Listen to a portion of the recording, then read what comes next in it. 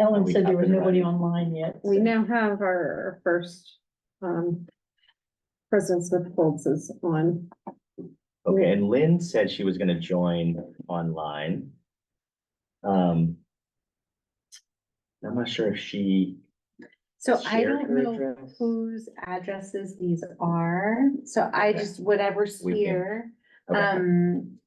One of the things I shared back is just, we post this on Friday, so we need to post 72 hours in advance, the agenda.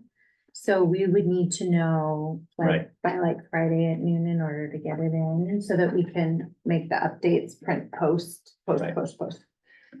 I have a feeling that one of these is hers, Yeah. I'm but we'll not just see. sure. I'll see, Yeah. yeah. Okay.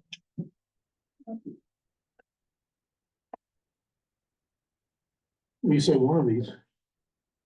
What are the Okay. addresses? Oh, Oh, I'm sorry, I'm not seeing Lynn on. yeah, no, she just emailed, Okay. earlier this afternoon.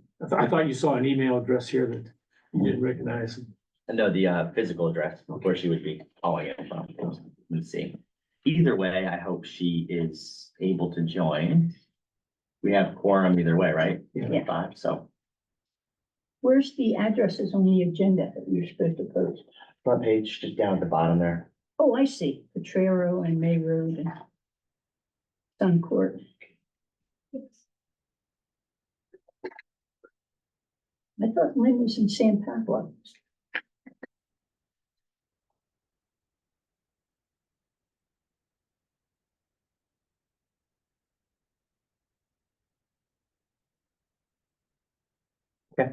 We ready? Um.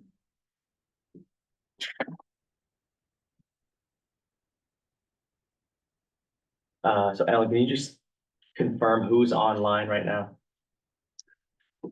We Yes. have Melissa Payne and Don Gosney on as panelists, and then we have one attendee, which is President Smith Folds. Okay, so, we'll call to order the meeting at 6:22.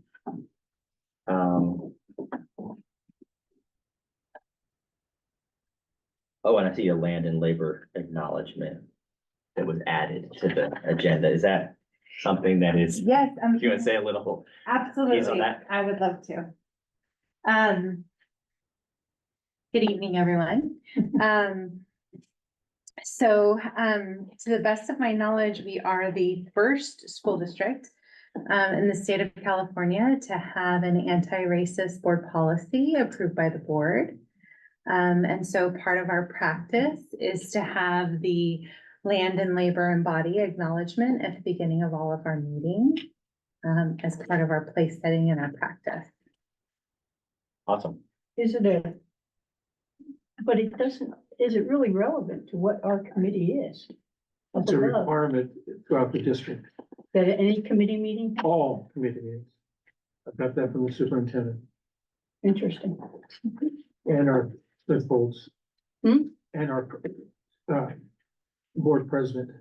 Why don't they do it at the board meetings all the time? Yes, but they started doing it at 7-Eleven committee meetings. We started doing that a couple months as well. So I think it's great. I think it's important that we're always asking ourselves, how genuine our commitment to Indigenous communities, past and present, is and are. And so I think that's just something that need to make sure land acknowledgements are not just a check the box. So just so everybody's aware of that. Would anybody like to volunteer to read it? Or I can. That'd be great, thank you. Okay, so item B, land and labor and body acknowledgement. We recognize that we are presently on the lands of the Chichonio and Mwikma, Mwikma, Parkin, Arkin, Ohlone peoples, and acknowledge them as the first inhabitants of the land we currently occupy. Labor and body recognition. I acknowledge that the burden of environmental exploitation and systemic injustice falls upon the labor of Black and brown bodies in the building of this country and its institutions. I remember that Black and brown people were born and died working this land against their will for generations. I also acknowledge the continued contribution of the labor of survivors over the centuries to today, of all immigrant labor, including voluntary, involuntary, trafficked, forced, and undocumented peoples in the building of what we refer to as the United States. Author Dr. Rochelle Rogers. Bard. Item C, roll call. So our secretary is absent. So I will call the roll. Unless, Lorraine, would you like to? Sure. Okay. Okay, chairperson, Brandon Havignard Thornton, Here. present. Vice Chair, Lorraine Humes, present. Secretary Ariel G. Absent. Member Don Gosney, Here. member Lynn Johnson. Absent. Member Zama. Here. Present, and member Andrea Landini. Yeah, here. Oh, I just thought I saw somebody. Andrea. Andrea, All right. okay, So we have quorum. yes, Item D, approval of the agenda. Unless there's objection, we'll approve the agenda for comment. I just want to make sure that we understand that we cannot approve minutes that we don't have it as a part of the minute under the agenda packet. we haven't had it for 3 months. I've looked at the best agendas, why aren't they putting drafts to the minutes? Don't ask me, you don't look at me. The- Not my fault. One of the discussion items is the minutes Oh, and okay, getting them straight. There's a couple different issues of why we haven't been able to approve minutes this year. Okay, so without objection, we'll approve the agenda as is. Comments, item E, comments by the chair. I don't have many. I think a couple things I just want to, highlight and acknowledge. We don't have our parliamentarian anymore. I think there's an opportunity to, Don and I have been working on some of the, preparing for some of the bylaw revisions that are needed to help define how this body organizes itself and does its work. So that is, that's important to get done this year, I think. I thought Lou said her contract was extended. He did, and then he corrected that, so it does not. And I don't have any other detail on that, so that's something that we could, request. I made the request informally, but I didn't hear back, so. And so I think, and then of course, there's the charge for this body is to review the financials, look at the bond program and actually issue a report and a statement, so we're on to the next year. We're still working on the previous years, and we have the report for last year on our desk at this point. So that, those items are going to be important.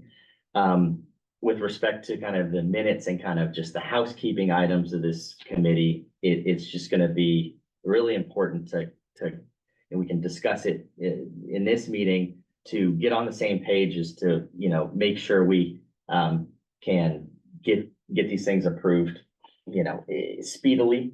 And then also, discuss how we want to make sure that some of the housekeeping items of the committee don't get in the way of the work. So that's something I'd like to hear from everybody on, so that we can partner to kind of be as efficient as possible. With that, just move on to item F, public comment on non-agendized items. Members of the public are invited to speak on non-agendized items. Are there any members of the public? I don't see any hands online and our public has not raised his hand either. So no public comment at this time. Item G, public comment on agendized items. So hearing that there's no, public. I see none. We will move on to district reports, item H. Bond program project status, progress and status report. Ellen? Yes. Well, good evening, everyone. Thank you for having me again. We have made it to August, so close to first day of school. Let me see if we can get the full slide on there. There we go. So updating the project status reports across all of our projects, we have stage in planning. For design, we have Kennedy and Richmond, as well as can be critical needs project. The Kennedy and Richmond are the modernization. We are finishing up schematic design. The drafts have been submitted to the facilities department. So we're going through and reviewing those before we jump into design development. For construction, we have Lake, which we have exciting news for our update in a few minutes here as far as the ribbon cutting ceremony goes. Hercules, Collins, Hercules, we're under construction and moving along. Collins and Cameron, we're really closing out these. We do have scheduled PG&E for August 13th, which is tomorrow. So we are really hoping that happens. That's the last item to be able to close out that piece. No change for Pinole Valley and Shannon. We are also under construction. So, yes. I have a question. I noticed in the board agenda on August 7th, they had a change order for Hercules for a sewer pipe. Correct. And they were enlarging it from 4 inches to 6 inches. And they had to move it from the west side to the east side or something of the building. But the cost of it went up 8 times. It went from 15.6 thousand to 134,000. Or maybe that's, So there were 2 change orders. yeah, One was the sewer pipe. The other one, which was the much more significant cost, was actually the time extension. So it was paying for the general conditions of the contractor for an additional 51 calendar days. oh, okay, so that, what's the money deal with when you increase the time? What is that So- for? Salaries or what is that for? It's for a variety of the overhead costs that's associated with construction. So it's the rental of the trailer, it's this, but a good portion of it is the salaries of like the superintendent, the project manager, the different oversights of the For general like 51 contractor days? Yeah, for those 51 days. oh, okay. Thank you. Don? I want to add to that as well. On these construction projects, you're also renting pickup trucks, cranes, forklifts, everything, even the hand tools are rented. Mhm. The company may own them, but they're renting them out to do that project. And so you're paying for an additional 51 days of all this stuff. It adds up real fast. It used to be my business for a long time. Full time, I would write the change orders. We used to say that you would buy a contract. You underbid it so low that you're gonna get the contract because you're gonna make a fortune on the change Change order. orders, And I'm yeah. not suggesting that anything is untowards here, but I was not necessarily honest. I had a neighbor that was her job for her company, was to write change Yeah, orders. I said, mine wasn't that. Yeah. I made a fortune for my company. Statute of limitations is gone, so. Another question on stage. Yeah. I've been out of the loop. I see on Wednesday, there's going to be a meeting there with the faculty and the families and the students. What's the story So on our agenda, that's actually the next item Oh, after okay, staff good. report. So can we share that then? Yeah, fine.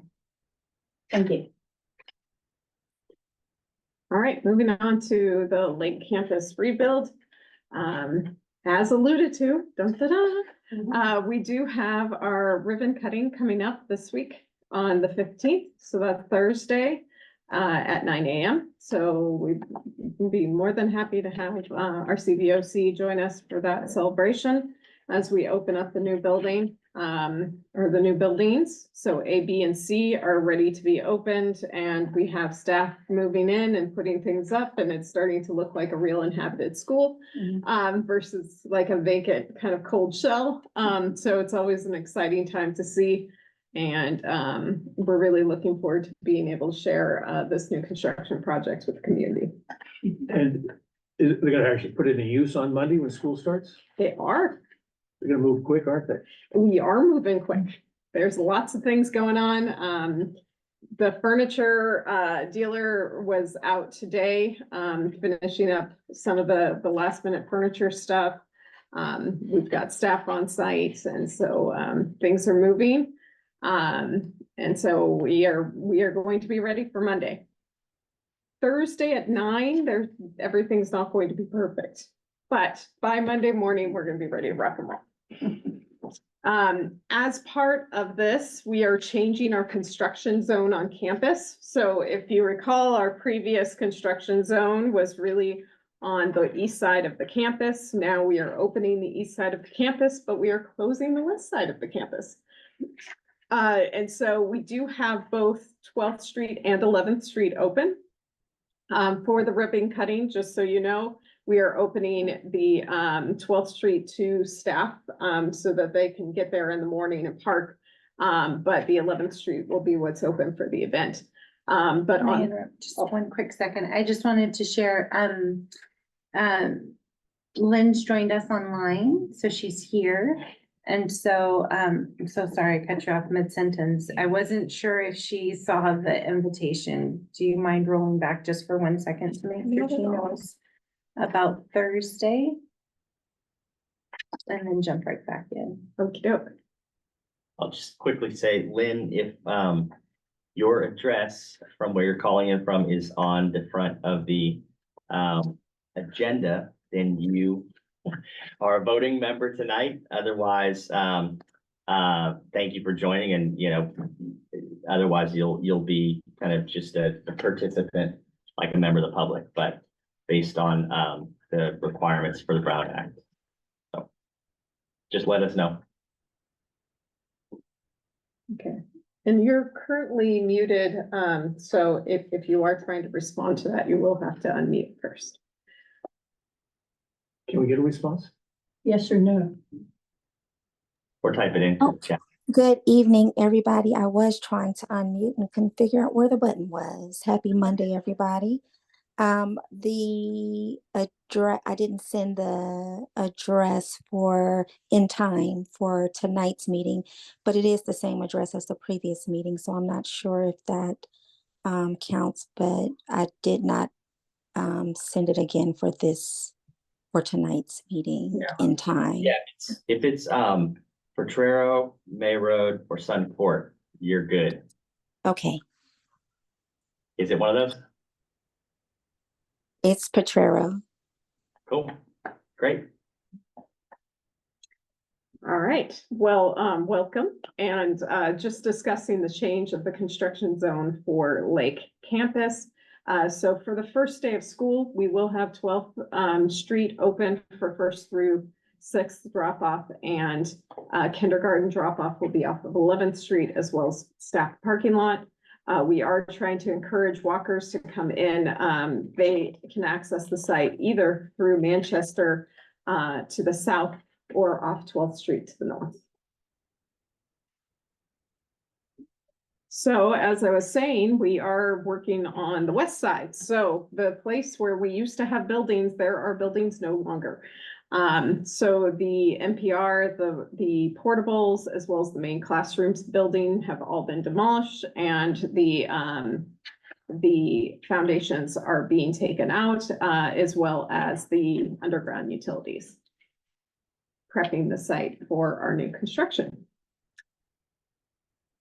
Hercules, Before we get to that, yes, I said it would have been nice for a site visit to see the west side before it was torn down.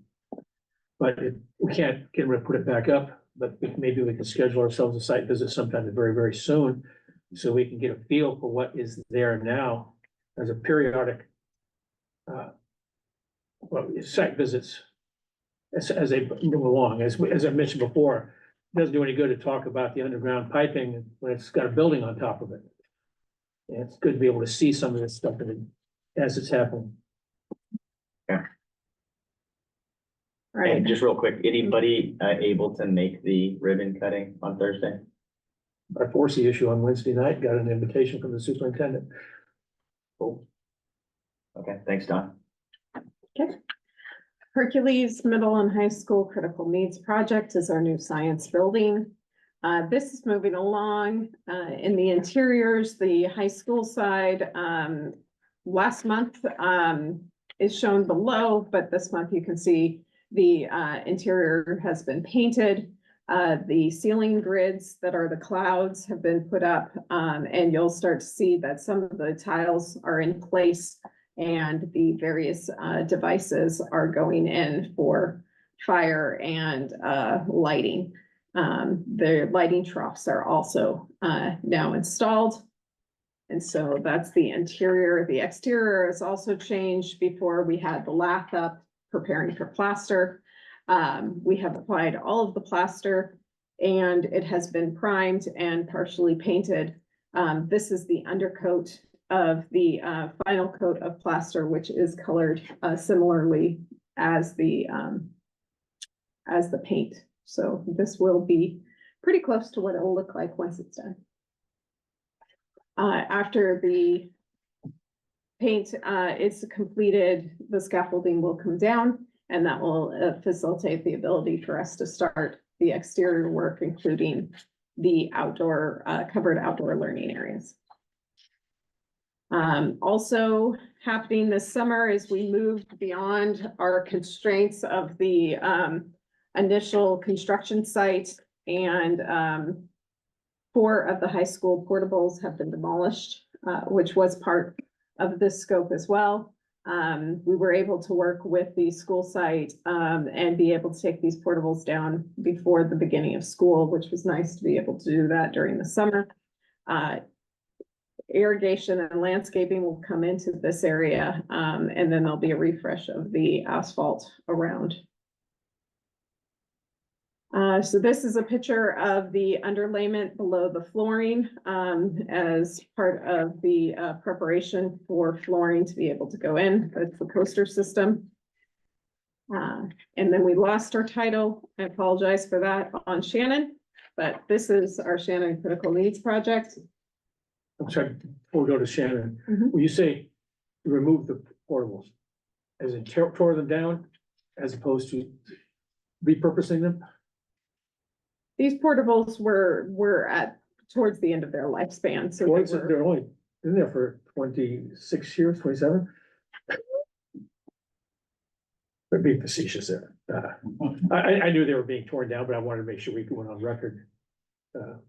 As saying torn down as opposed to repurposing, because portables, by nature, they're supposed to be able to reuse them some other place. But that's usually when they're only there for a short period of time. right, and I can confirm they were demolished. Anything else? Shannon? Okay, so here's Shannon. I always hesitate on this time of the project because it's never as exciting as it seems, but we did do 3 feet of over-X where we dug the soil out down to 3 feet and we brought it back in and recompacted it. Doesn't show well in pictures, but it did occur and is important for being able to create a stable subbase. Why didn't we remove 3 feet? That's what was called for within the geotech report for the type of soil that we had on. But what was wrong with it that required that? Was it just unstable or contaminated or? Undocumented fill, so Okay. it's a matter of Thank you. reassuring our structural stability. which is not uncommon for, DSA in this kind of soil type, so, but now it has come off and been recompacted and we are ready to rock and roll. So as you can see here, the foundations have been dug and that really starts defining our space. So I went ahead and put labels on it to help those who might not realize what they're looking at, So this back area that's raised is the stage. This main space in the front is our dining area. And this area over here is our servery and kitchen. So those are all getting geared up for our foundations to go in. We also took the opportunity, similarly to Hercules, to try to stretch our construction sites beyond our compact construction zone while summer was in session and we were able to access more of the site. So we did bring in a new fire, water and irrigation service across the parking lot and the pedestrian access into the site.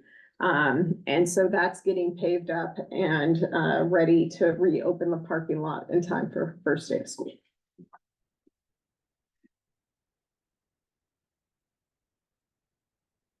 All right, any questions there? Moving on to Kennedy Critical Needs Project. So at Kennedy, we kind of have a unique situation where we have the modernization project, which is the large Measure R project, but we also had a critical needs project that was established for Kennedy as part of the 2016 Facility and Master Plan.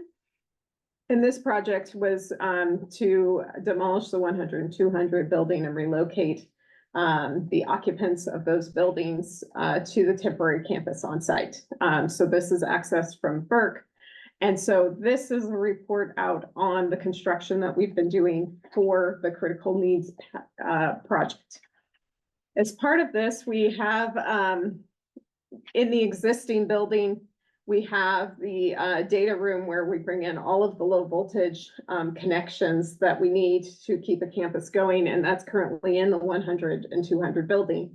So before we demolish it, we need to relocate those low voltage systems and their head-ins. And so we identified the boiler room or the old boiler room in the 300 building as a good alternative to the 100 and 200 building. But before we could do that, we had to remove the old boiler.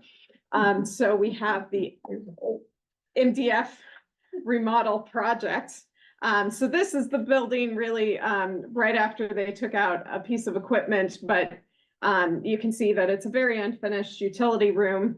And this is post-construction. What does MDF stand for, please? I knew you were gonna ask me that, and I even looked it up when I put it in the main distribution. Peter? No, Well, you got 2 out of the 3. That's I good. knew it enough. was main distribution. Okay. It's always the F that I forget.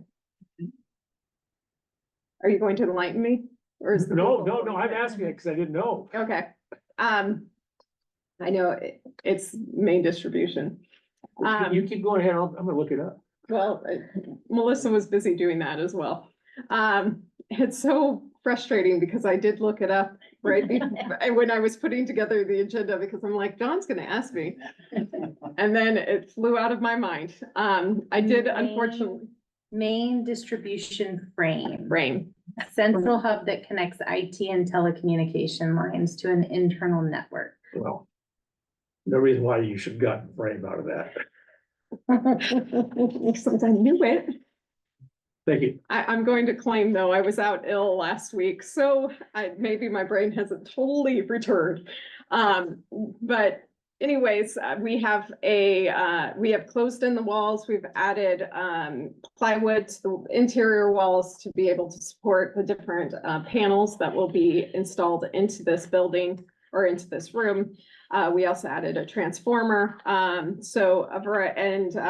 here you can see a split system for adding air conditioning to the room because IDF or MDFs and all of our data centers need to be kept at a particular temperature. It's not, we don't keep it at human comfort, but we keep it at machine comfort.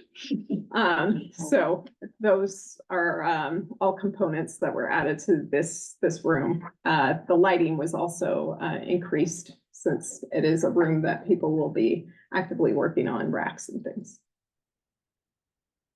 Okay, then we also have the campus move formally. So the library building, this little corner up here, that's where this boiler is, or was the boiler room. But in the meantime, we are relocating all of our inhabitants of the 100, 200 down to this portable campus off of Burke. We will have a new visitor entry point off of Burke. Then we are relocating the student drop-off zone to the student parking lot and establishing 2 different routes to be able to get into campus. One down the side of the, just outside the football stadium, and the other around the cafeteria and through the K. The cafeteria, 600, 700 gym building, 400 building and library will all still stay operational as part of the campus. So this will really become an interconnected campus. What I'm seeing here is the 900 buildings, which are portables. Were those used for the previous occupants of the campus, or were those used for Kennedy High School? All of the above. So they were not used by Cameron. They were used by some of the charter schools. Before that, they were previously used by Kennedy. They were also district office staff. It's been a variety of things. Okay. 900. Right. When I went to school there, we had a permanent building, not, I guess you call it that, the East 900s. The permanent building used to be Granada Junior High School. And they promised us that they were going to tear them down after a year or so. I think it was about 35 years before they got torn down. Well, I took 4 of the 900 building down. We are actually 7, because this far end will be replaced with a temporary clinic. But the other 4 were removed to improve site visualization and connection between the permanent campus and the temporary campus. Because as I said, these will be, we will still continue to operate most of the existing campus. The other components of the move, of course, is we've moved the furniture. Teachers packed up and we had movers come in and move it. We also had interior painting as well as new whiteboards installed. There's a reconnection of the fire alarm and intercom system, which is currently in progress and will be completed before the beginning of school. And so that's the status reports. We have individual pages on each of the projects as well as our newsletters. If there's any particular questions on any of those documents.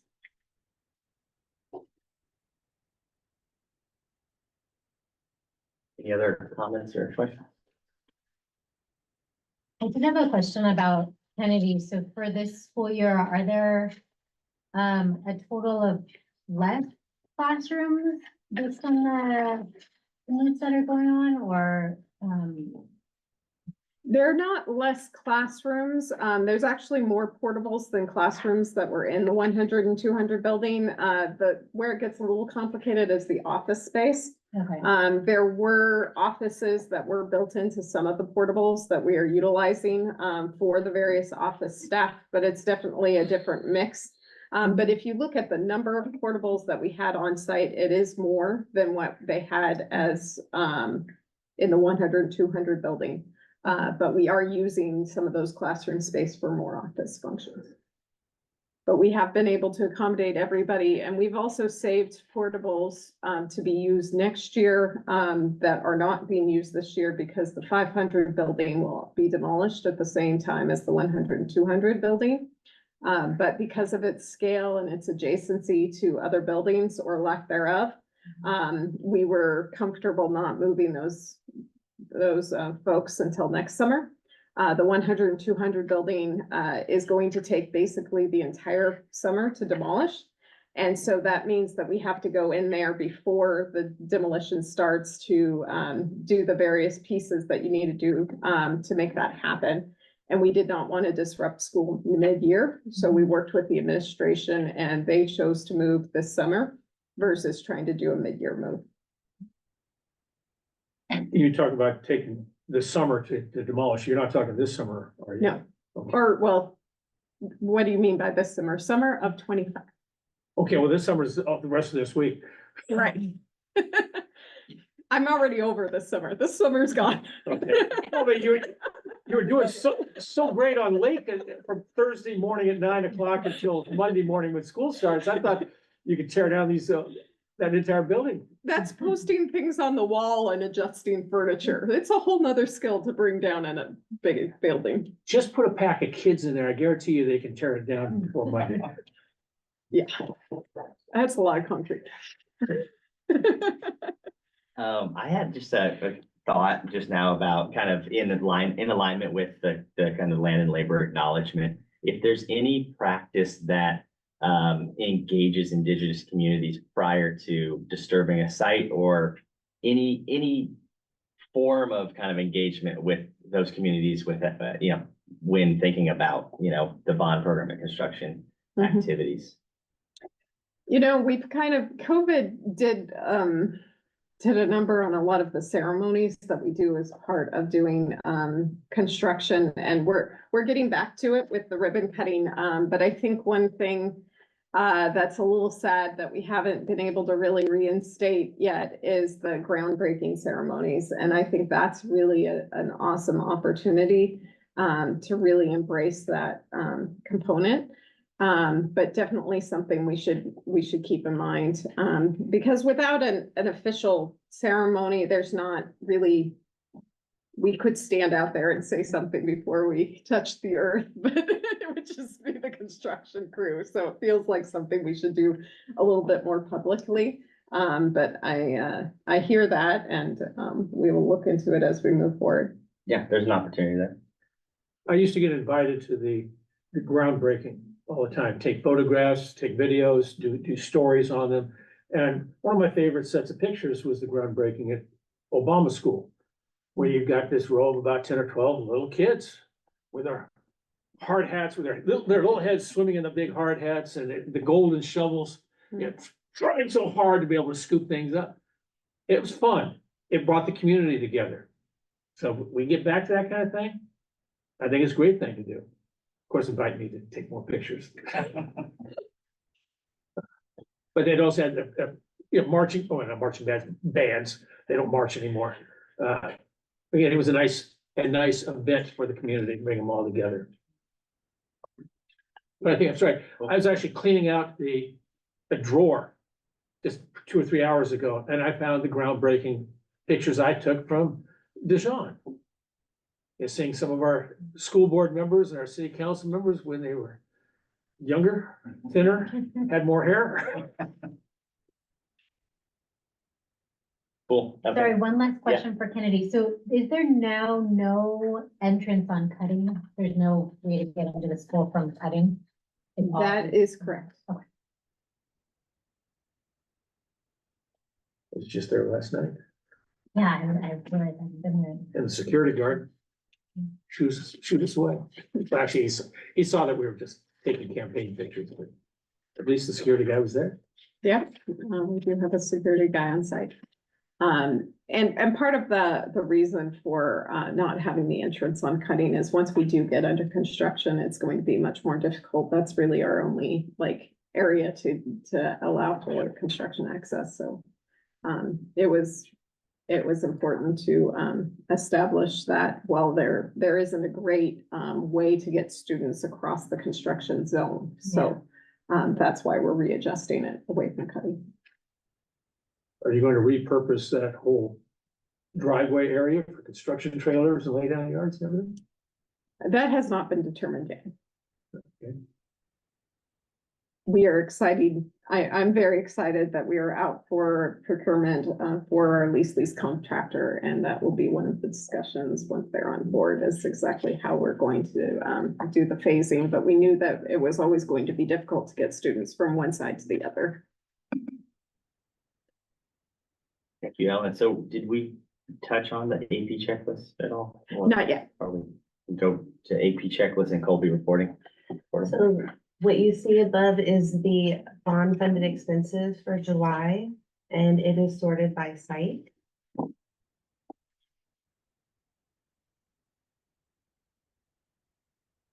We used to have at the bottom of this where it would say which bond measure was by the number. Could you put that back in again? Yes, I'm gonna.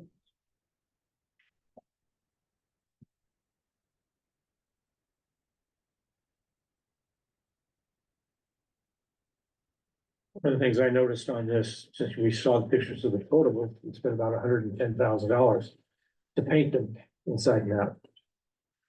It just seemed like a lot of money, considering that you want a whole lot to paint on the exterior. It's raw wood. I mean, I'm preparing it like you would a stucco or other kind of finish. But I also know that paint and labor doesn't come cheap these days. Don, which line, are you referring to a specific line item? Well, there were two line items on there for Kennedy High School. I'd have to go. Kennedy High School starts at the bottom of page 1. You go on page 2 or 2 of that, the second line, Georgie Masker Incorporated, $77,500 for the exterior paint. And then the bottom line of, again, Kennedy High School satellite painting is another $32,000 for the interior paint.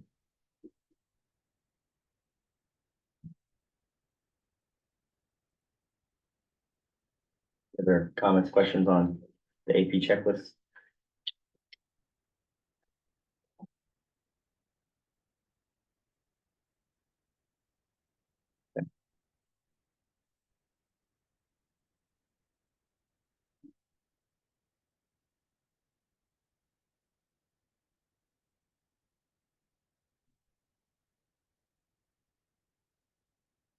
We want to touch on the Colby docs in any way, shape, or form. The reporting portal, I mean, I think we're just open to, one of the things that we had talked about was maybe doing some more training about accessing those reports. And so we're happy to do that at an upcoming meeting. So that information continues to be updated, so it's live data. So at any time, you can go on and pull a report for a particular project or for the overall program. And it gives you the financial data as of the moment you clicked on that report. Lorraine and then Don here. Oh, because of the interest and the importance in the finances, is it possible to put that link on our agenda just every month? So that the Absolutely. public can, know that you can get there and check it out, rather than having them go through all the website. Absolutely. Don? Okay, I've already touched with this with our chair, but to me, our agenda packet should be a standalone document that we can archive onto our computers, which means it has to be independent of any links to gather data. And I appreciate that the Colby reporting portal provides us, but to say in 5 years from now, I want to go back and compare the finances in 2029 with what was happening today. I can't go to Colby and really do that because it's going to give me the information as of the moment that I go onto the portal. All right, we need to have some of the basic reports that we are used to having, in particular, report number 2, report number 13, report number 13A, of course, the account payable that we've got here, and both of the consolidated budgets. Things that we can compare from month to month as hard documents and look at, as opposed to trying to decipher whatever we've seen on Colby. Again, I know where things are changing on a daily basis, and get so much things that are online, but we should not have to rely upon things that are online, because also things disappear online. A lot. We've even seen that in some of the things in our own website. Things that were there 3 or 4 years ago, not there anymore. So I just prefer that we incorporate those kinds of things into our agenda packets, because I've got all my agenda packets from when I first started around 2003 or 2004. But I don't have financial reports recently. One clarifying question is, I would assume we can pull historical reports in perpetuity, right? And how far do those go back with this software? So as part of the implementation of this system, we imported the historical data for the program. So what is excluded and belongs in the footnote essentially goes back to the original 1998. So one of the things we could do, is we could print the reports when we're pulling the packet so that you get that snapshot in time of those reports and then include them in hard copy. So that they would be part of the packet is what I'm hearing. Well, that's all I'm asking is, Yeah. that they be, again, part of the packet as they do the PDF. And by the way, as I was trying to gather some of this stuff this afternoon, I went onto our website to the link that says financial reports. Last one was 2017 on our website. So can you share that link with me? Because, Sure. maybe just that web page, because, on our facilities page for bond reports, it should have the link. And so we're gonna wanna fix that. Oh, yeah, but I'm sure it's just an oversight. I'm sure of that. I got faith in you all. I really do. No matter what you see on the questions I ask, but at the same time, it's these little things that slip through the cracks I had no reason ever to look at those things because I've got them in the packets all the time. Well, and one of the challenges that can come up with the website sometimes is there's so many different financial reports. And so I know of one location where we posted it. And so if there's another historical location that says financial reports here, we're gonna wanna take that down and redirect to make sure we're going to the link that works. And so sometimes, right, there's other stuff in that body of the website. And so, yes, please, if you'll share the web page, then we'll get that fixed. And I believe, Melissa, you said that, because of the end of the year, you were very, very busy, but you had hoped to get the packets back in September, didn't you? So we should be getting what Don asked for come September. I really liked on report 13, I liked the note 5 because it told all the schools, it told the original budget, it told the current budget, and down the bottom it told, when it was added or subtracted from the budget, and all one little chart. And I really liked that one. I missed that. Okay, absolutely. So we are still closing. And so I don't know, if you would like to share an update on the close, kind of our annual closing process. So normally we have end of year closing in August.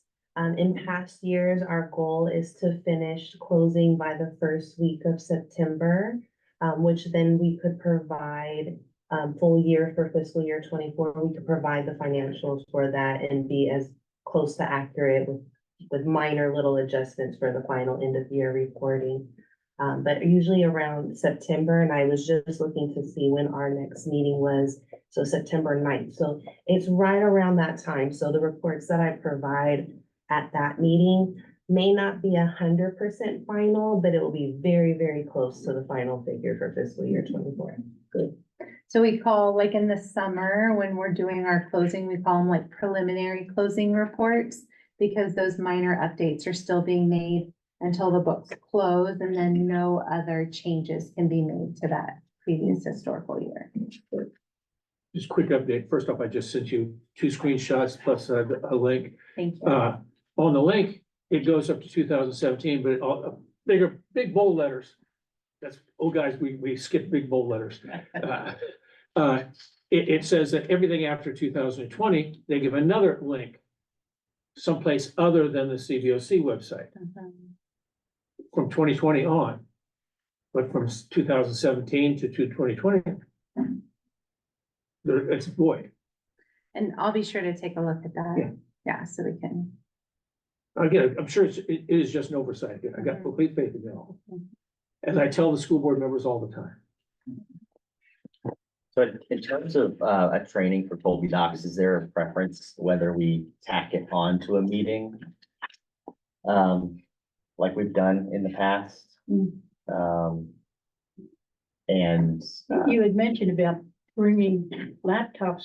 Could you accommodate all the electrical hookups for all these laptops? If we each brought one, or do you have a training area where you could set up like the little computers they used to have? So I could definitely work with IT. Yeah. Mhm. I'd like to have a separate day, actually. I'd like to have a workshop on it. yeah, I mean, that might be challenging just for folks. If anybody wants to share their opinion on their availability or preference around training, how we do it best. I mean, with me, I appreciate a separate day, because we don't want to be here all night kind of thing. But, I mean, with me, it just depends upon what week we're dealing with. But I've got meetings every night, it seems like. Sometimes, my Wednesdays used to be 5 meetings on Wednesdays, which is always fun, sitting in my recliner with laptop, tablet, phone. Yeah, but now I gotta be in person on a lot of those things. So, but, I would be as accommodating as we can, but again, and I need the training on Colby. But it's just difficult finding it. You want to do something during the day, my days are free.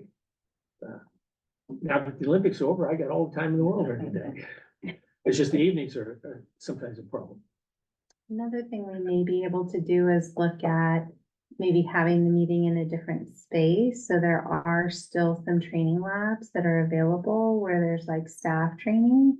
And so maybe instead of trying to convert this space, and those tablets are so small, if members felt more comfortable training in a setting with like a computer. desktop. Yeah, Yeah, so then maybe we could arrange to have a training in that forum. maybe it could be like on a Saturday in a school or something, if you have them. Mhm. So I'm happy to work with the technology team to find a way to support that.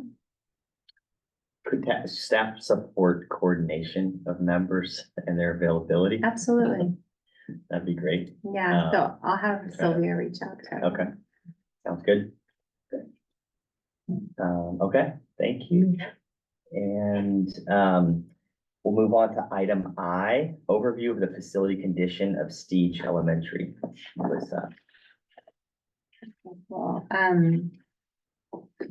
happy to share an update.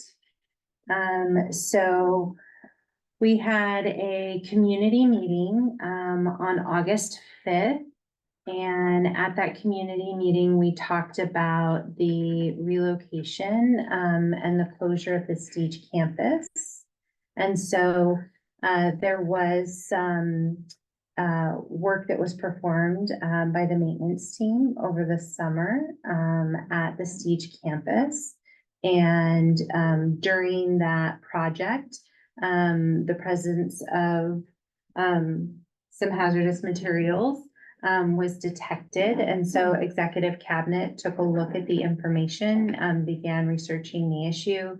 And after careful consideration, the determination was made to relocate the campus to a temp campus, really based on student safety and school needs. And so the site that was selected is the Dijon campus. And so the Dijon campus has separate buildings. And so at that community meeting on August 5th, really the relocation plan was shared in great detail. And so it talked about the spaces, really the conversion of those spaces through facility improvements to be an elementary space, providing the fencing to create separation between the elementary school and the middle school. The presentation also spoke in detail about the transportation plan, the academic programs, the staffing, the Stige leadership was there. So they got the chance to hear from the principal and meet members of her team. And so there is another community meeting, that will be on Wednesday. And so that's this Wednesday, and it'll be the same time. So it'll be from 6 to 7:30 at the Booker T. Anderson Community Center. And at that meeting, the discussion is going to be more about the specific incident at Siege, and looking forward to really the modernization plan and understanding the timeline for that. So essentially, the Siege community relocation to a temp campus is about a year earlier than, right, was originally planned. And so that's another space that we're busy getting ready for, you know, families and staff to come and make a temporary home.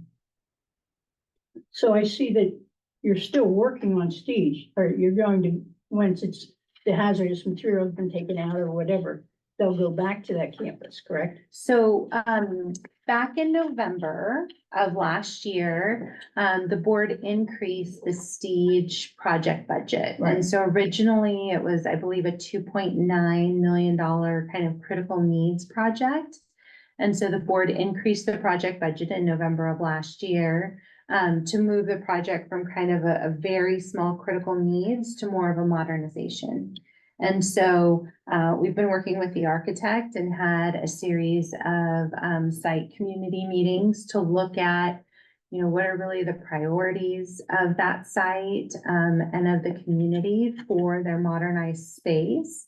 And so that budget now, I believe it's 43 million. And so as shared on that slide, the schematic design is being put together. We do have authorization and approval from the board to do design build. So similar to Michelle Obama and similar to Lake, some of the benefits of design build, the legislator found and even stated in the statute that it's expedited construction. And so it allows us to design, receive the proper agency's approval and build that space so that we can move them into then their permanent home back to the Stage campus. And so that process has been underway for quite some time. And so I would say what was the surprise was doing the relocation to a temp campus this summer. But you always have to look at, right, what is best for students and staff and community. And so that decision was made. And the team has been working really hard to get that space ready. We may have details of the opportunity to come and check out the campus, the temp campus. And the relocation plan itself is pretty detailed. It describes what the different spaces will be and really how they'll be accommodated there. And so that's a presentation that I'm happy to share. And there's great information on their website as well. So there's some questions that have come through and different things. And so the website's a great place to get some of that information. Now, Stage was like the third pick under Measure R. Absolutely. Now, is the modernization, that's going to come out of Measure R? So the dollars for Stage, so the 2.9 came from the 2016 facilities master plan. And to augment those dollars, we were looking at the dollars received from the state. So we've applied for significant matching state dollars to really expand our local dollars, right? And so a good example was when we did the Pinole Valley High School campus replacement project, we submitted a grant to the state for state funds to support that project. And the initial grant went in for about 16 million. The award that we received and the dollars we received was over 23 million because the facility was more than 50 years old. And so those state dollars that we receive as matching dollars for our dollars spent on the project, since we've already spent those dollars are then available for other projects. And so that is the funding for Stage.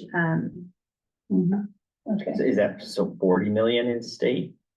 So it's Or I guess there's a Yeah, it's shortfall like between. 40.1, I think.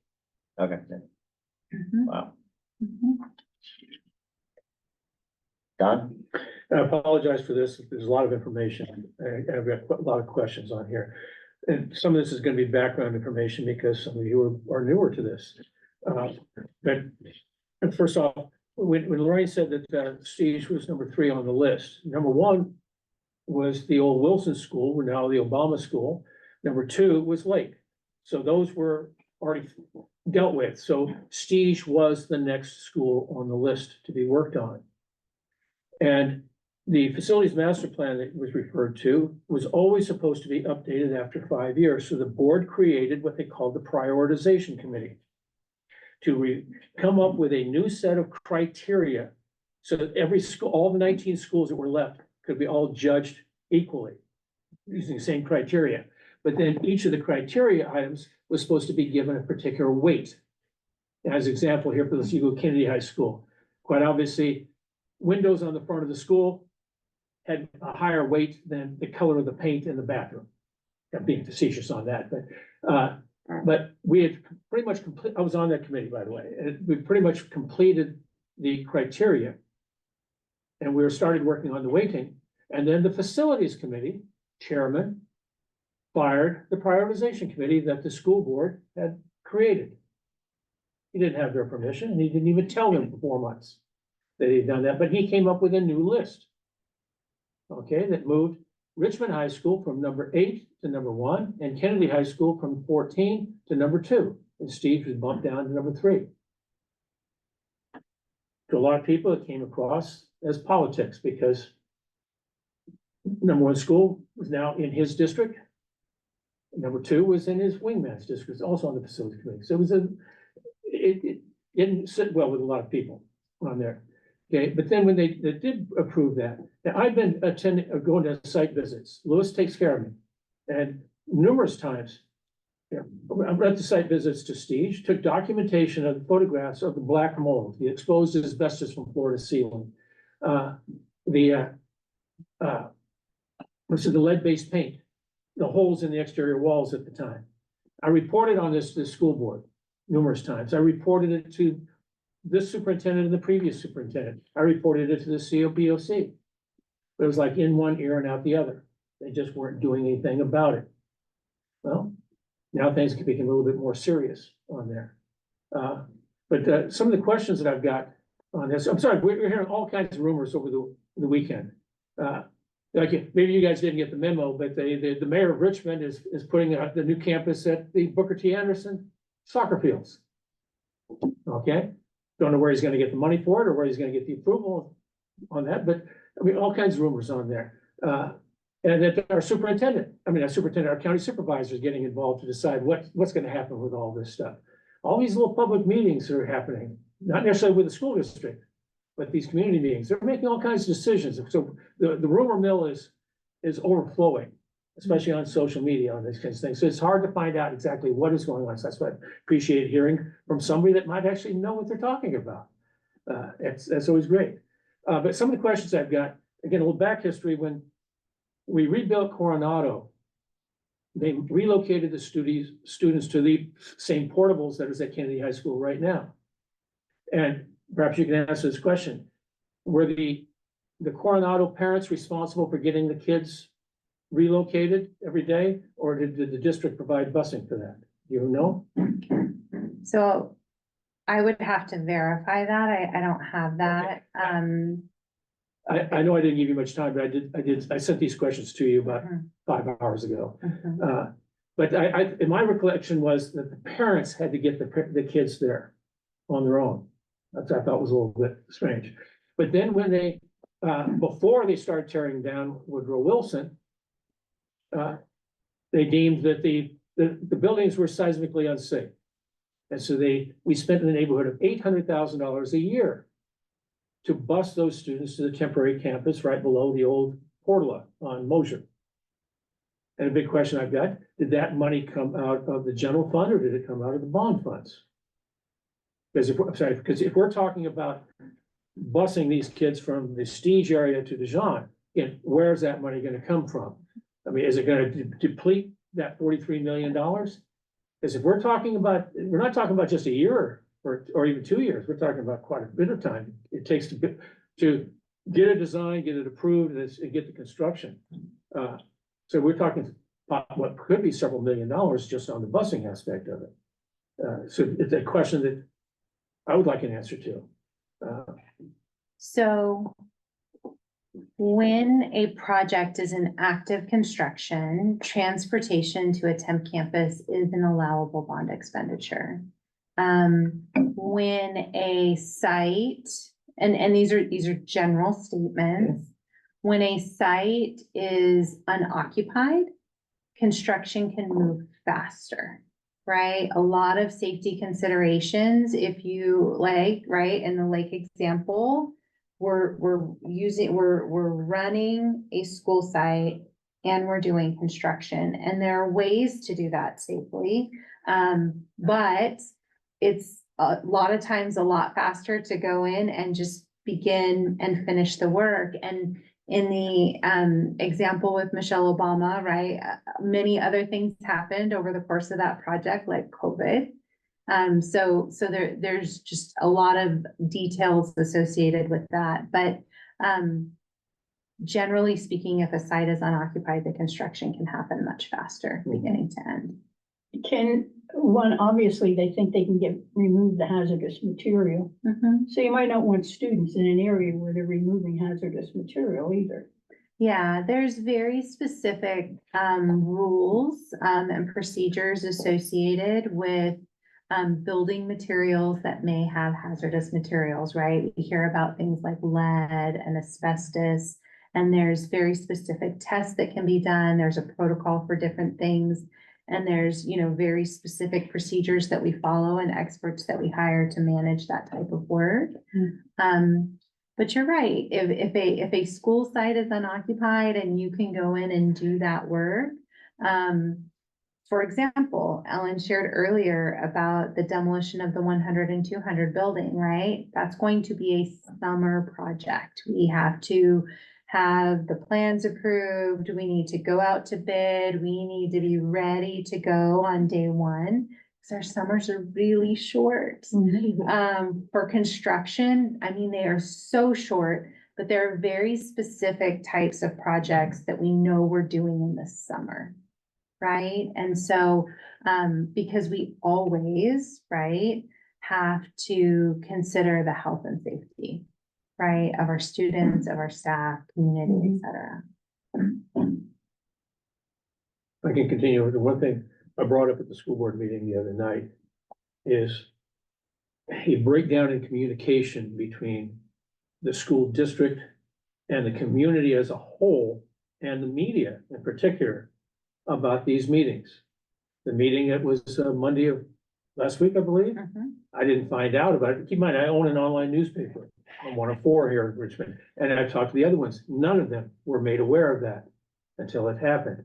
As I was made aware of it just a couple of hours beforehand, I sent 3 emails to the communications department because they said limited space inside. And the first 2 responses I got were AI generated that sent me to dead links on how to apply for that one of those reverse services. I'm still waiting for a response to the 3rd email on there. But talking with a couple of other people, and they were turned away at the door on there. So I hope that I didn't, this first time hearing about Wednesday's meeting is right now. I was promised by the communications department on Wednesday night, promised by the superintendent, no, we're gonna keep you in the loop. It's still not happening. As I think it's gonna hurt our school district even more if the public is making things up as they go along, as I was mentioning before. Rumors, social media stuff, as opposed to getting things directly from the source. And so getting the word out about these meetings is gonna be more efficient for our school district.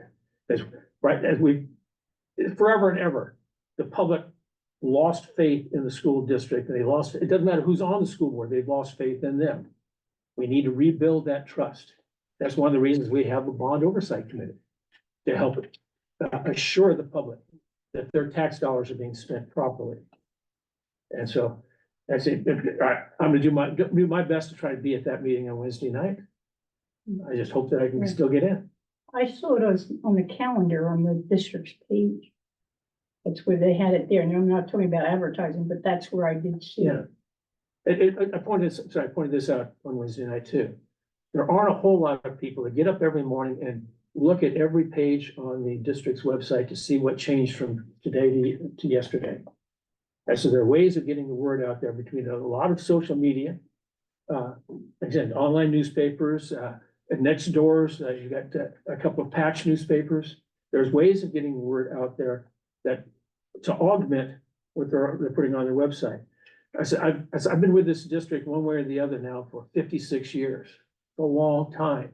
It was only about 1.5 to 2 years ago that I found out they had a Facebook page. Why? I mean, you think that that's the kind of thing. If nothing else, put somebody out on the street corner yelling at the cars driving by. But we've got to do a better job of communicating with the public about this and many other types of things. Because it might help keep things from going off the rail. Just my more personal thoughts on that. And I'll shut up about this for a while.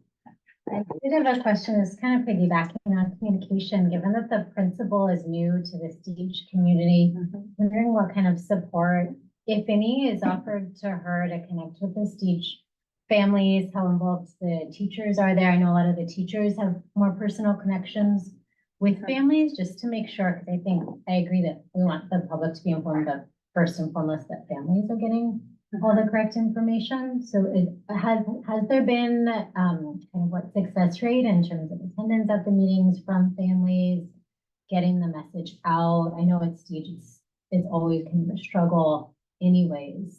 I don't know. So some of the strategies that were shared by Principal Velez. So one of the other things, I'll just mention this really quickly, and then I want to be sure to address your question. Miss Velez was the principal at Michelle Obama through their campus, right? Reconstruction, modernization project. And so that's a huge strength, right? Because it is a very intensive process to be going through that and still making sure that you're delivering on all of the program sides of your school while you know you're going through a rebuild, right? And so that leadership, I think is going to be really valuable. So part of what she shared at the community meeting is, so it's herself, and then she has an assistant principal, and then she also has another person on her Stage leadership team. And she's been personally calling all of the families. And so I think to Dawn's point and to yours as well, the most effective communication is the communication that connects to the person, right? And that looks different for each person. Some people prefer email, some people prefer phone, some people prefer mail, everybody kind of has different preferences on how they interact in social spaces. And so I know there are different ways that they are trying to build those connections, but connections do take time, just the same. And we can also invite the Director of Communications to our committee to kind of present on any topics that we want to agendize. And yeah, I know Ms. Velez had done an amazing job at Obama. And I just think part of that was because she had such a great connection with the community. And so my question was just to make sure that she supported going into a new community violent district. So yeah, I think. All right, any other comments on this item?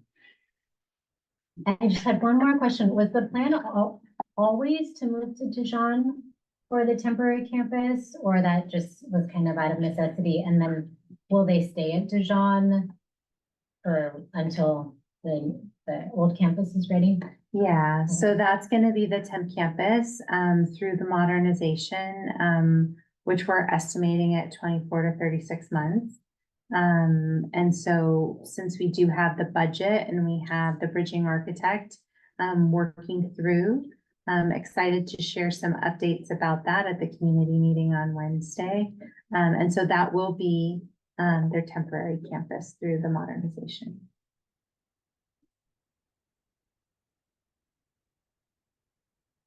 We're good? Okay, moving on to item J, CBOC bylaws rewrite, turned over to Don. Thank you. Again, because we got newer people here, gonna go through a few things that, you've got, for all intents and purposes, the California Education Code and Proposition 39 that was passed in November of 2000 would dictate how our bond programs operate and the bond oversight operates. Nothing we can do about those. Those laws are written in stone until the state legislature decides to change them. Then here at the district level, the school board has a board policy, 7214.8, that dictates in general terms about the bond oversight committee. But then internally, we have a set of bylaws to dictate how we operate. And I wrote the first set of bylaws many years ago, but somehow they got changed. I can't find anything in the minutes, any meeting that shows that these changes were taking place, but the current set of bylaws comes across more like a board policy, dealing with district things and state level things, as opposed to things that are specific to us. And what I believe that we need to do is you do not want to make amendments to that, because each amendment requires a resolution, a discussion, a vote. That could take years to do. But I believe what we need to do is just say, we need a total rewrite. Because even with the bylaws that I wrote the first time around, they're not as applicable today as they were then, because everything's changed. I said, we need to have a total rewrite of this. And one thing I'd suggested, Brendan, since I've got so much experience, really more than a half a century of writing bylaws for unions, for committees and such like that, is to give me an opportunity to draft a set of bylaws that we can bring back and review for amendment, for discussion, for adoption, whatever it's going to take. What I have done here is provided a set of essentially sections from previous bylaws, the 2011 bylaws and then some of the more recent ones. Doesn't mean that this is it. This is just kind of a starting point on there. But then also in these yellow pages, these are a few proposed bylaws that I suggested last year and beginning of this year. What I believe that one of my goals is to make sure that we are able to conduct the business that we are put on here for, which means we need to have rules in place that allow us to speak and allow us to vote, to have discussions. We weren't having that over the past year or so. And as long as we do not violate Prop 39 and the Brown Act, we can make amendments and put things into our bylaws that will allow us to have the freedom to speak, to have the freedom to discuss things, to have the freedom to vote on things. But what I'm suggesting is, give me a chance to draft something and bring it back. It is a draft, doesn't mean it's etched in stone, but it's something to start with. My history is it's never really a good idea to try to do something like this by committee. I mean, ideas are one thing, but the language, it should be written by one person, because otherwise the styles start changing. It becomes a mess. But as it, I'd be more than happy to answer any questions about any of this stuff. Yeah, I'd love to hear what you all have to say, but I said, we just need to move forward with this. It's not going to be come back next meeting and have something prepared. It can take a little bit longer than that. And I do not recommend trying to bring it back piecemeal. Because people say, well, why do we have this? Well, no, that's the next chapter. But just come back with a draft. And then we just tear it apart or say, I love it. I was thinking we have, maybe you offer a motion and then we have discussion. And then we, Well, it seems kind of self-serving, but I would make a motion that I'd be authorized to start a draft and bring it back at the soonest opportunity. okay, so motion's on the table. Is there any discussion, Is questions? there a second? Would you state it, sorry, for the minutes, to tell it what your motion is? The motion is to, I will be able. Or, okay, the motion is to authorize me to draft a new set of bylaws to bring back at the earliest opportunity for discussion, amendment, and adoption.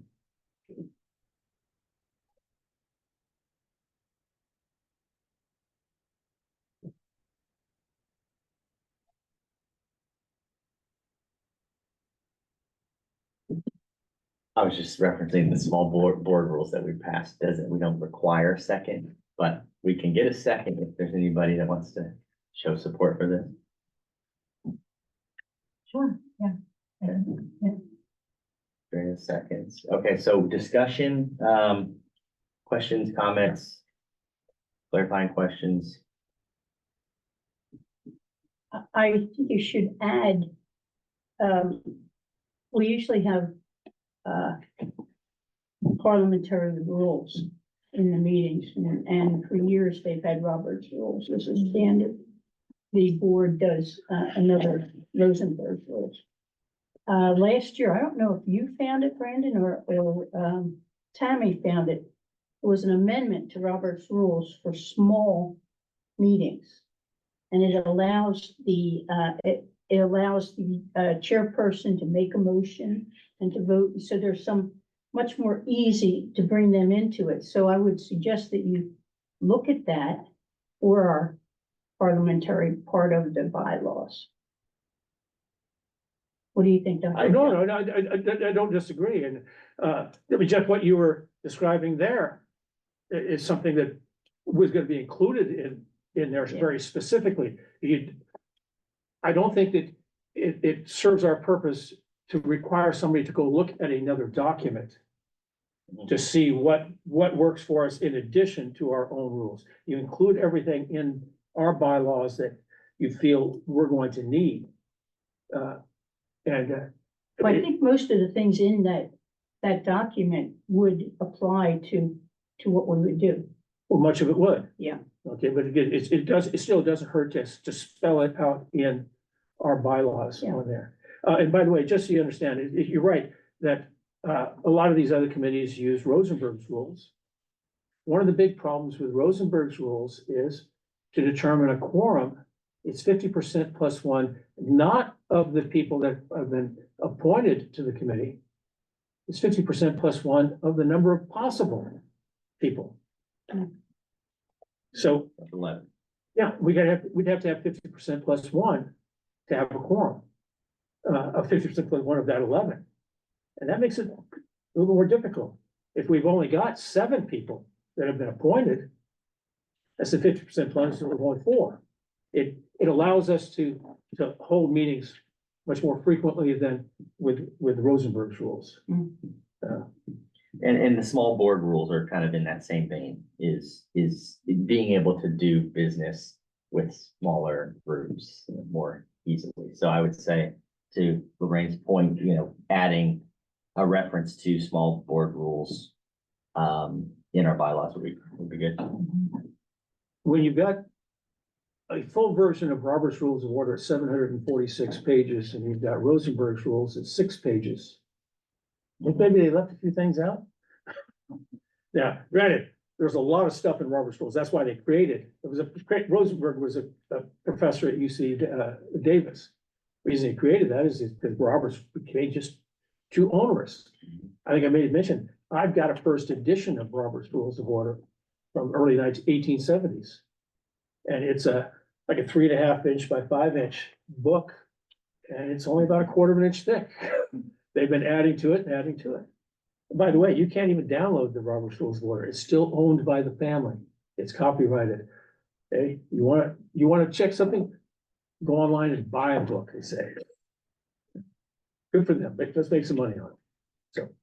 Also, Don, I noticed that this revision from 2014 is called revision 14.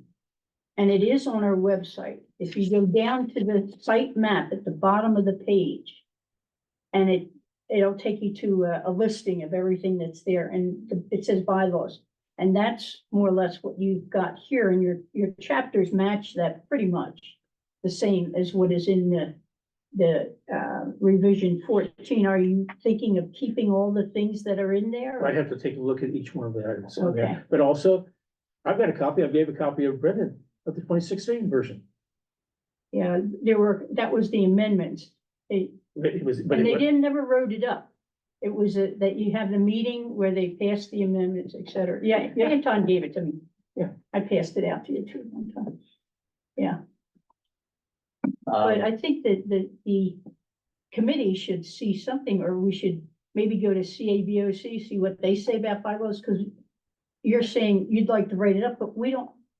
If we're gonna okay it, we should have an idea of what should be in bylaws type thing. There should be some training or something about what bylaws are.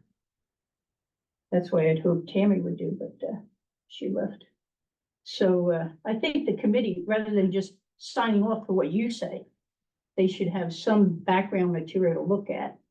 To well, compare. I don't disagree on that. And I'm not asking Betty to sign off on what I put in front of them.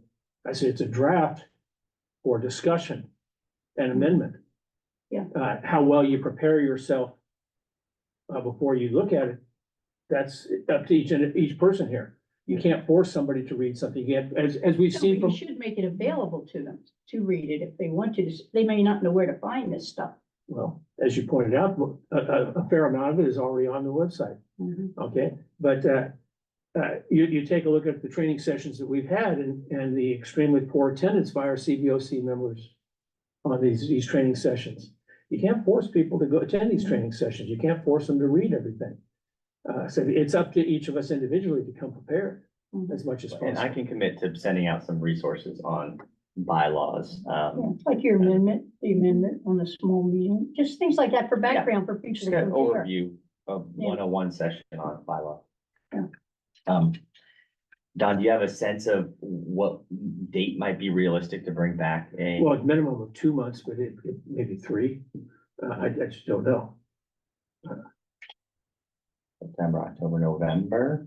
You might recall it early part of this year, when you thought we could get it done by April. I said, no, it's gonna take Or some other things a lot longer. in the way? Yeah, Let's say November. well, I mean, we can shoot for it. I mean, Or, and we can push it. if yeah, needed. which I mean, the night before I'll start writing it. That's why I put I- the April deadline. I know my limitations. Okay, so, all in favor of, Need a roll call. you want a roll call vote? Or do we need a roll call for? Well, let's do a roll call. Elaine, would you like to? Yeah. Run the roll call vote, so, and, you have reference to the language of the motion? Yeah. And is it to Dawn draft something, we give feedback, he revises, and then it's final, or like how many iterations? Yeah. I have Don Okay. made the motion that Don said I be authorized to work on a draft of a new set of bylaws to be brought back at a later date for discussion and what vote? Or just, For discussion, amendment, and adoption. okay. That's what we're voting on. Okay. All right, Brandon? Aye. Aye.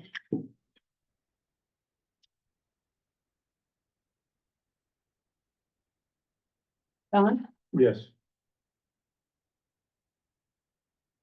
John? Aye.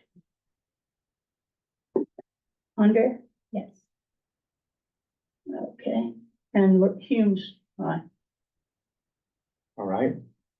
Passes, oh, Lynn, Aye. would you like to vote? Aye. All right. Thank okay. you. Good. And thank you, Don, for putting in the legwork, organizing. You want Item K. Okay. Fun one. Review the status of our unapproved minutes. And I know we didn't attach these, and I wish that Ariel was here. I think I see two issues with the minutes. One is just kind of the general turnaround time and getting them back to me to post on the agenda. The other involves a deep, and I think that issue can be worked out with our secretary. And the other issue is, I think there was one, so Don took some minutes. They're more detailed than what our parliamentarian said was appropriate. And so there's disagreement around the detail of the minutes. And so that's probably the minutes, that's probably the stickiest to kind of get through in terms of approving it by this body. So I just want to kind of acknowledge that issue and have a quick discussion about everyone's comfort level with how this body produces and approves minutes. So one topic for discussion is around the detail in minutes. Some examples are using, people's names, saying, including things that are, specific statements or, even verbatim statements. I just want to kind of open up that conversation to, allow Don to speak a little bit about his perspective. And the point of this conversation is to try to be able to have an agreement on how our minutes should look, how they should, what detail they should include, so that we can actually bring those in particular back to approve them. And I'll say on the flip side, Don, you've shared with me that like some of the other minutes are not detailed enough. They're meaningless in paraphrasing some of the perspectives. that word bits. So let's just try to figure out what we're comfortable with. And so that we can get these things approved. Done. Okay, I will never support what they call action minutes. And I'm gonna be a little facetious here on what an action minute is, but an action minute pretty much just deals with the actions. Meeting started at 6:22. We had a motion. We adjourned. There's no substance to it. I believe that a person should be able to pick up our set of minutes and have a reasonable expectation of understanding what happened at the meeting. And that is more than just motions, more than just actions on there. And I have never, ever, ever suggested we should have a transcript or have verbatim. So I prefer that we not make that suggestion again. Because I'm serving on another committee with 7-Eleven. It kept going from absolutely nothing in the minutes to full transcript. And that's not what I ever suggested. There's a middle ground on there, and having reasonable expectations on there. And even the minutes that I did draft on there, I said, I don't have quotes in there. I don't say that, Susie said this. I mean, if Susie made a comment on there, I put the substance of the comment in there if it was relevant to what was going on. But I said, and I'm concerned that it's been 6 months since we've had a set of minutes for us to approve. I don't know how good your memories are, but I don't remember exactly what happened to a meeting back in February. It's gonna be very tough. I don't want us to pass minutes just to get them behind us. I don't have a solution on this. I don't want to go back there and review 12 to 15 hours of videotapes and compare the minutes, because we have to have minutes to compare them to. But I said, I just believe that we should have substance in our minutes. And so that a person can pick it up and get a reasonable expectation of understanding what happened at that meeting, because this is our record on there. We go back there a year or two later and says, okay, well, this was brought up, this was discussed, this is what the votes were taken, this is what we decided to do. I mean, otherwise you got people say, well, it was never brought up. I said, I mentioned to you about them a couple of times. I brought up Prestige to this body. Won't find it in the minutes because they were just skimmed through things. And it's important to know that it was brought up to this body, warning you about what I saw at Prestige on there. So So yeah, what level of detail do folks feel is appropriate? I mean, Well, right now, we are working under the bylaws that we had passed, that we haven't, but previous committees have. And there they mentioned Robert's rules. It wasn't until we had a parliamentarian that knew what Robert's rules said about minutes that this happened. Before that, they were doing historical, like you're talking about. But if that's what our bylaws say we have to follow, I think and those are the ones you put the motion down, and that's the only thing you put down. I think we have to consider, maybe we should do that until we get the new bylaws up. yeah, so a lot of what she referred to is a minimum standard. It's not restricting, saying you're not allowed to put anything additional in the minutes. That's what you must put at least this much into the minutes. And I've never been one of these people that paraphrase, good enough for government standards. Where we just do the bare minimum. I don't think that's what we want. I sure don't. I think we need to figure out what do we want? What if we are the representatives of the public, what does the public want? If they were to pick up these minutes and try to figure out what was going on. great point. But you're talking about something after the effect. Now, you said you don't want to go back and have to look at all the meetings to determine if these drafts are right or not. Well, on the other side is they're going to have to go back and look at all the meetings and write up all the extra information in it. So neither one is, I think we should go by what we voted to follow. And if it was the minimum, and the parliamentarian was telling us what the minimum was. So I think we should just keep the way, we have it now. You have your full one. I vote for that. I voted for it before. And then keep the ones that are the minimum, the Robert's rules. Then when we talk about our bylaws, what we want to do with it, then we can decide ourselves. It's only gonna be a couple months. Otherwise, either way, someone's gonna have to go back and do a lot of work to correct the drafts. That other committee I referred to, the 7-Eleven, that's actually what I'm doing. Hmm. I was asked to do that because that group said, we don't like what we're forced to do. Action minutes. So we want minutes that actually say something. Because with that group, we have to turn in a report in a couple of months. And part of that report, it includes the minutes for all 12 meetings that we've had. That's gonna be an awful lot of work on my part, because we didn't even have any bad minutes for the first 5 meetings. We had no minutes at all. It is, but it's a lot of work, but it's relevant because they're gonna be referenced. This is what happened at these meetings. These are the kinds of questions that were being asked. These are the kinds of replies that we got, above and beyond just motions, more above and beyond just action. Again, we have a difference of opinion on what should be included in the minutes. Yeah, and I think the theory was that you have the tape to go back to if you want to fill out this. If you see something, a topic in here you want to know more about, you can go back to the tape to do it. That was the theory that was presented. Yeah, I'm sorry, and I disagreed on that too. Yeah, I know. I mean, and I continue.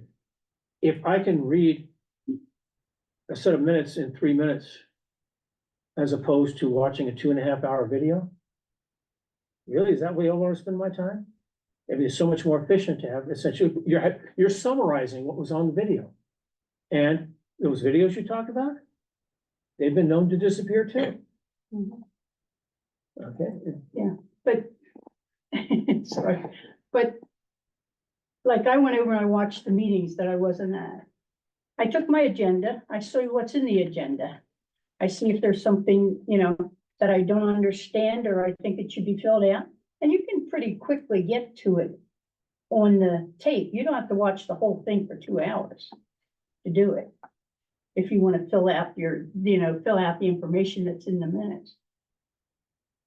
So one way we can, I'd like to propose to get through this is, I'm willing to go back to the video on one, if maybe there's other volunteers to go back, and, look through the minutes that are, available, make sure everybody has those minutes, and potentially add detail if you feel moved to. If we split the work up, it might be easier to do, and then we bring them all back. And maybe when we have them in front of us, we can have a more specific conversation about the level of detail. Whether, a little more detail than action minutes is, acceptable, in your opinion, Don, and we kind of all share, how we may feel about, the relative level of detail based on what we come back with from this homework assignment. That sound reasonable?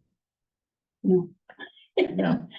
No, I think we have to decide, one, do you want to go back and fill everything out? Like you're saying to do, or do you want to leave it as it is? And start new with the new bylaws. I like the idea of fleshing it out. I like that idea, but it wasn't, we paid a parliamentarian $1,000 a month to tell us what we're supposed to do. And now you're saying, forget what the parliamentarian said. Do it the way I like to do it. And I don't think we should do it that way. I think we should let it the way it is now and then start new when we get the new bylaws. she may have been a professional parliamentarian. She kept insisting that we refer to her, especially in everything in writing, as professional parliamentarian. But I disagreed with almost everything that she did, and I've got an awful lot of experience in meetings over the past half century as well. Well, I do you have a just- license? A license? This is a professional. She gets a professional license in this. She's accredited. Well, let's leave that to rest. We'll bring these back, put them on the agenda, make sure we have, as complete minutes as we can. So I'll work with Ariel for that, and then, they'll be on the agenda. They'll be, we'll be able to vote them either one by one or, as a group. And we'll see what happens, and then we'll move on from there. Since we have, there's not a consensus of how we get these things approved. Does that sound good? I think Lynn has a. Oh, yeah, Lynn, got a comment? Oh, good. Oh, yes, thank you guys. I'm sorry, I forgot. You kind of said what I was going to say. I thought I had lowered my hand, but I think it's going to be important. I think that you both bring some very vital points. I think that it is important that we, especially for me coming in, it's quite daunting to kind of have to go back to look at all the meetings and figure out what the agenda is and what the mission was, and trying to learn everything that I needed to learn, and still learning about the committee. It's quite daunting to kind of go through those hours and hours of video. So I do agree in that aspect, but I also agree that it's also quite tedious to have to go back and then review those hours of video and then try to take notes out of there and to kind of backtrack. I think if we could possibly, because we have the meeting coming up, I believe we said in November, to kind of revisit the bylaws and stuff, I think it would be amazing if we could revisit it then, because I think it is important to add more detailed notes to the agenda so that we do have a quick reference. And then if we need to see something more detailed, other than the summary of those notes, which is more than what just the action portion of the agenda is, we'll have the videos to go back and look into. I do agree with Don in that there does need to be more a greater summary of the notes in the agenda. However, I think backtracking and kind of adding those additional tasks when we still have so many tasks to complete, by trying to go back and revisit the videos and create new notes, is just adding more additional work that is going to take up more time in a very tedious way. And I think it's just more productive for us to move forward knowing that we do need those additional notes. They are important, and move forward with that at the next bylaw, as when we revisit the bylaws at the next meeting in November. Thank you, Lynn. Yeah, it sounds like we're kind of landing in a middle ground here. We bring these back, the past minutes, and look at them for what they are, that they likely pass and get approved. So I'm gonna do that for next month, and I think we should have a conversation about how we move forward during the drafting of the bylaws with respect to the detail of the minutes. So Yeah, and I also think it's not fair to Ariel to expect her to do that. She was taught how to do it with Robert's right. rules. Oh, absolutely. So Yeah. it's not fair to say now go back and do all this extra work. Right. Okay, thank you all. Moving on to item L, site visit committee scheduling. So I heard earlier Don was asking for a site visit for Lake, the West Campus. Are there any other, and of course, I think the two major projects, Kennedy and Richmond, we need to do site visits.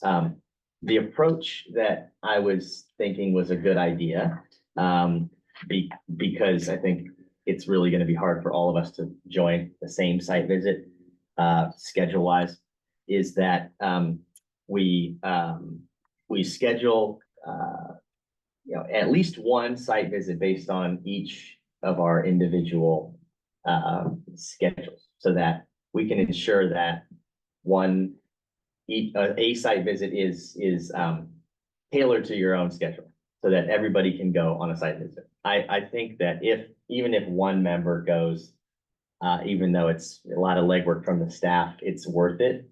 And so, and I think I'll speak personally, once a schedule is established, I can then make a better judgment on, taking time off of work to go. But for me personally, I don't work every other Friday, and so I try to do that. Don has showed up, Ariel has showed up on those days, so we have gotten the three of our members. But I just want to throw it out there that if there are any specific days and times that would work for you, let them be known or send them to me, so that we can coordinate those site visits with the staff. A Friday would be great for me for a lake. My son's daycare is literally down the street, so I pass by it every day anyways, but it would be very easy to just stop and go inside. Cool. Don? I come from a house of labor, so I mean, I'm thinking about staff taking up additional time. They've got a job to do that does not necessarily include escorting us around all of the time, and asking them to do it after hours when the construction crews are no longer there. That's an inconvenience I don't want to throw in their laps. I don't want to invite them to come out there and give us tours on Saturdays. Lewis has done all of that for me. He's done a great job for me on that. But again, I don't want to ask that. But on the other hand, I want to see all these projects and I want to see them now. And so I'm actually going to be going outside of the CBOC. The fact that I own a newspaper, I want to do stories about why are we spending more than $500 million on Kennedy High School and Richmond High School. And so I will be going through the communications department and the superintendent to see what can be done about giving me access to these schools. People want to know about what's going on at Stige right now. Not about what was happening at Stige, but what's the status is right now. So again, I'll be going through that route, through the communications department and through the Dr. Hurst on this to try to see what I can do. But I'd love to be able to see some of these other sites. But at the same time, as I mentioned, I got meetings almost every night, Monday through Thursday. So that makes it inconvenient. So it's difficult to find something that accommodates, my needs, your needs, their needs. But Right. And Yeah. I'm not interested in going on any of them because my walker, wearing a hard hat, they don't need to have an extra problem that they have to worry about in a construction site, so I'd rather not go. Okay. Thanks for sharing. Anybody else? are you even interested in visiting these schools? Not right now. Okay, I'm just asking, I don't want to make any assumptions on there. And how about Lynn? Lynn, do you have any interest in joining site visits? My off days right now are Tuesdays and Wednesdays, half day Wednesdays. So though that would be the only time I would be able to join. Okay, I think from our history, Ariel showed an interest dating back more than a year. and yeah, we can look into Tuesday, Wednesdays. That may be a good time. I don't know. I'll check in with folks on email. Okay. So a minimum goal would be once a month, but it sounds like there may be interest for more. But certainly want to balance, the request for staff time. Mhm. And I'd also like to see a report from these site visits, Yeah, because that can be on our website and the public can see what we've seen. okay. Item M, new and old business, any call for agenda items, requests for information? I think we heard some earlier, yeah. I'd like to see an update on the ITS, and the FAI. We're paying these two companies. I'd like to see how much money we paid them already. The last time we had a report, it seemed like the district thought that almost everything was completed. Mhm. So, and also I'd like to see something on we still don't have the two categories, the senior citizen and the business. So maybe they could come up with a plan B. Plan A isn't working. But I would like to see an update on that. And that is kind of connected to, the communications team. Yeah, yeah. That could be an item. I know that Lewis said something about Colby. They wanted to wait till Colby before we got an update, but I think we should have one before that. It's been 5 months since they set up that committee. And then also there was a website refresh going on too, so something we could agendize for the communications team. Don, I'd like to have this, for us to have a discussion about communication. In the broad strokes, I'm talking about communicating with each other, communicating with the public, communicating with staff and with the board. But we've got in my opinion, we've got a serious breakdown in all of those areas. And we need to discuss how can we improve on that. And so right now, I said, we don't really have a way to discuss anything with each other outside. Once you leave this, we don't have phone numbers for each other. We don't have addresses. We don't have, barely have email addresses. I mean, I've got ways of getting some of this stuff through hook and crook, but can't get it for everybody. It'd be nice if we were able to actually talk to each other about things, well, within the Brown Act, of course. But I think we need to have a discussion on that. Mhm. Well, along those lines, Andrea, usually we get a copy of the,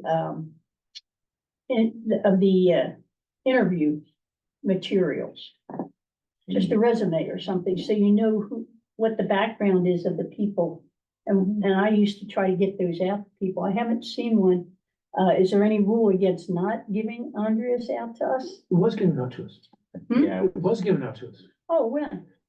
Well, a month or so ago, and actually they screwed up. They didn't redact. That's how I got her address. Oh. You're in trouble. I said, oops. Maybe, was it sent to your email? I think it was shared with me and then I sent it didn't want to out. ratchet Or would out. you send it to me, send me a copy? Yeah, you could, yeah, I'll resend it. Yeah. I think it's in your inbox if you search. Well, but I'm I having trouble definitely- with my district one, because I haven't been on it for so long. I asked to get it, a password updated. Yeah, I can resend. I'll resend it right now. No, there we go. Yeah. let's see. Okay, thank you. Yes. You want me to go on record and give out your address? You can do I don't, that. I don't even know. Send it to me too. It's public record, Well, actually, it's not. not, Well, personal information is not public. Yeah, phone numbers, email addresses, mailing addresses. were you gonna give us a time check? I just wanted to share with Ms. Humes, as part of our safety protocol as a district for email accounts. Any non-employee account is automatically deactivated on June 30th. And so you have to submit a new application each year, so that's why it's not working. Oh, okay. And so I think when we talked about it, you just weren't at that meeting. And so I can share it again, the link to the application to get you reconnected. But that's why I've been sending the email to the other email address, Yeah. just to make sure that you're getting it. Yeah, okay, thank you. I But appreciate if you would like that it. Send district it to my account, and Comcast. it'll reactivate, so you won't lose what you had, they just need to reactivate Okay, it for great. you. Okay, Great, so you said send that to your company. Just send it to you. yeah, Tried to be Just email pretty- it to you, mhm, per application. yes, I try to be pretty diligent about using both your email addresses too. Yeah. To like make sure that Yeah. it gets there. Okay, any last other little items, topics of interest, that you wanna, get on agendas? Typically September is the time we have a joint meeting with the board. They Yeah, don't it's have on the anything on calendar. they don't have anything on their calendar for that.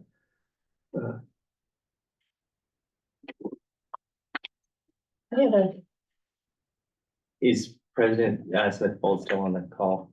I was just checking. So, yeah, we'll have to coordinate an agenda review meeting. For that joint meeting. I'm happy to assist with that. Okay. I do believe it's calendared and it's the 9/9 meeting. Sorry. So It's the calendared for 9/9, the yeah. 9/9 meeting. That's right. So the Oh. September 9th meeting, so on the board meeting adopted calendar, it listed as the joint meeting of the Right. board and CBSC, so that's September 9th. And so they did, were accommodating to our regular meeting schedule, which is 9/9. And last, what was it, March? We did a joint meeting and we scheduled a special meeting or reschedule our regular meeting. So we could do that again if people are interested, to do the, either the following or the Monday before. We can. Is there any interest in having an addition, 2 meetings that month? Next month? I know Dawn is interested. With the meeting with the school board, how is it different than our regular meetings with the same information we presented? Just so I know what. It's a formal joint meeting, that the agendas are created by the chair of both Okay, committees. okay, so we wouldn't get like the project status updates and. Typically, there are only 3 agenda items, no more than 3 agenda items, sometimes less. And they don't, the information does not resemble what's on our agenda at all. I think it's an opportunity to engage on the higher level topics with the board. You know, I think last time we talked about communication, recruitment for this committee, things like that. You know, that said, I think last time we had a discussion about what we would want on that agenda. If there's anything that comes to mind, you know, send it my way and we can, and I can keep folks posted on, the development of that agenda. Mhm. On future agenda items in our chart, I noticed in today, the agenda here, my name's on some things I had nothing to do with. The last Yeah, I two know ones, it, the yeah. lease back and the writing of the 2023 and then translation services up at the beginning. So I'll send you a note. I don't know how my name got on there, but it's on those It three was, items. so it just relates to maybe not a formal, request, but you weighed in, on the translation piece, you weighed in with a suggestion. I would never suggest having translation. Yeah, it was a topic that was of discussion and then you emailed me on that, but, the lease back, was just, you had asked for a definition. I think that was last month. And that was via email. So, but if there's anything inaccurate, I can Yeah, remove it. And if we don't want to put anything that's not like formal requests on here, I don't have to add them. mhm, Just trying to, yeah. not many requests come in, so anything that does, Right. I try to stick it. And another thing is too, if I'm going to be expected to give some report or something at a meeting, I'd like to see it before the agenda comes out. Yeah. That's not happened in the past. Yeah, I think, you know, we have our committees and my approach was just put an update from the committee on the agenda. If there is a update, we get it. If there's not, we can skip it. It's an opportunity to get work done and share it with the committee as each month. That's my approach. Okay. I think we are done. So yeah, the next meeting is the 9th. It is a joint meeting. We'll have to, coordinate online if we're gonna move the regular meeting or even call a special meeting. So I'll be in touch on that. But it is 8:22 and unless there is objection, we will adjourn. All right. Thank you all. Meeting adjourned. Looks like I missed a question and answer. Thanks. One of the handouts that I had, I didn't want to bring it up on the meeting itself, was an email that I sent to the school board and the superintendent in regards to what's happening with Steve. Yeah, because there's a lot of demands to fire everybody. Point the fingers at everybody, it's your fault on stage. I think it's just my